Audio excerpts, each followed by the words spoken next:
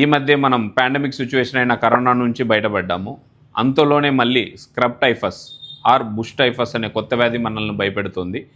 అది ఎలా వ్యాపిస్తుంది అంటే, ఈ చిగ్గర్ మైట్స్ అనే నల్లిని పోలిన జీవి మనల్ని కుట్టడం వల్ల ఒక బ్యాక్టీరియాని వ్యాపింపజేస్తుంది. ఆ బ్యాక్టీరియా ఓరియన్సియా సుట్సుగముసి అనే ఒక బ్యాక్టీరియా.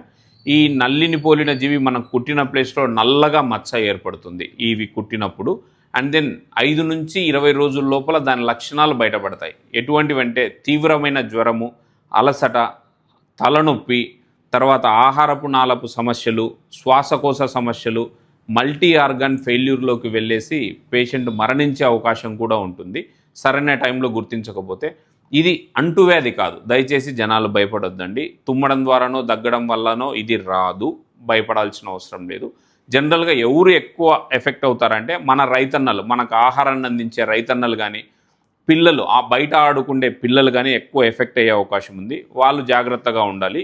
ఈ పరిసరాలు, ఇందాక నేను చెప్పిన పరిసరాలన్నీ క్లీన్గా పెట్టుకొని ఉంటే, సరైన టైంలో డాక్టర్ని సంప్రదిస్తే 100% అది క్యూరబుల్, భయపడవలసిన అవసరం లేదు.